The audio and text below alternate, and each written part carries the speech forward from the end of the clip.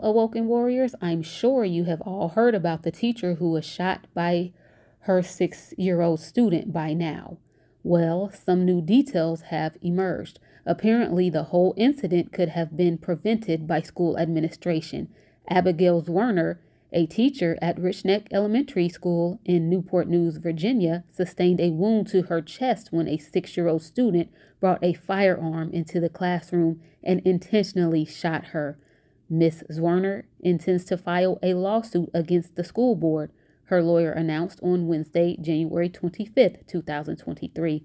The announcement came the same day the school board voted to terminate the district superintendent as parents called for accountability in the wake of the shooting.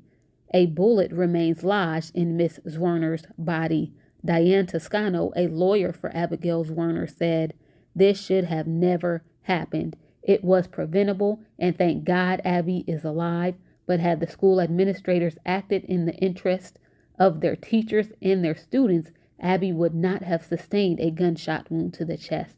At a press conference on Wednesday, January 25th, Toscano also revealed the new details about the events leading up to the shooting, alleging that school administration was warned that the student had a handgun with him at school and had threatened people several times the day of the shooting, but they took no action.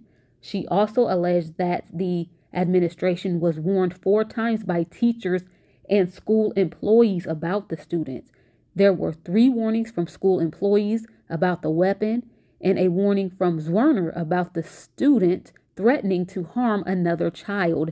It was revealed that another teacher went into the classroom after Zwerner was wounded and restrained the student until police arrived.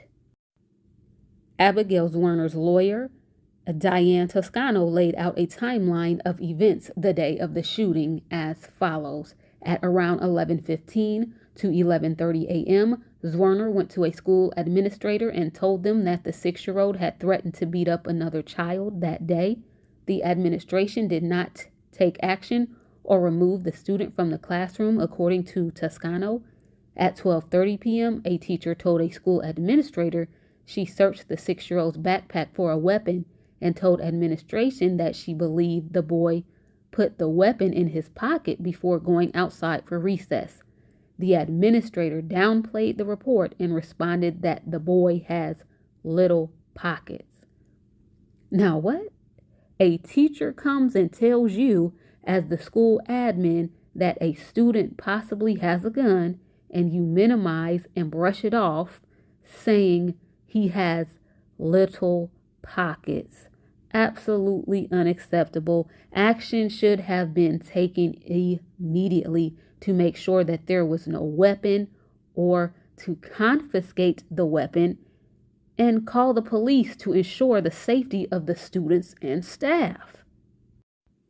Now, shortly after 1 p.m., a third teacher told administrators that another student who was scared and crying confessed that the shooter showed him a gun at recess and threatened to shoot him if he told anyone.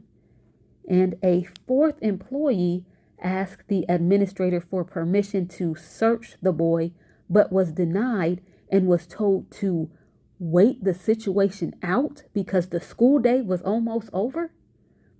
Unbelievable. Abigail Zwerner was shot almost an hour later. Toscano said that Zwerner is now home recovering, but the road to recovery will be long. James Ellenson, a lawyer for the family of the 6-year-old who shot Zwerner, said, "On behalf of the family of the child, we continue to pray for Ms. Zwerner and wish her a complete and full recovery. Our hearts go out to all involved." Okay. The now terminated superintendent, George Parker III, and school administrators have been under fire from teachers and parents and community members since the shooting, who say the administration has failed to address student behavior and ignored teachers' concerns. The boy, who was not named publicly, allegedly took a handgun from his home, put it in his backpack, and brought it to school. that day before shooting his teacher in an intentional act, according to the Newport News Police Department. Police stated that Zwerner was teaching class that afternoon when the student pointed the gun at her and fired one round. The teacher took a defensive position, raising her hand. The bullet went through her hand and into her chest. After Miss Zwerner was wounded, she made sure all of her students evacuated the classroom. She was the last person to leave the room. There were about 16 to 20 students in the classroom at the time of the shooting. None of them were physically injured. Responding police officers found a school employee physically restraining the 6-year-old suspect in the classroom. The boy allegedly hit the school employee before officers took him into custody. He was then taken to a local hospital for evaluation. Police said the investigation is ongoing and no one has been charged so far. The 9mm Taurus pistol used in the shooting was legally purchased by the 6-year-old's mother.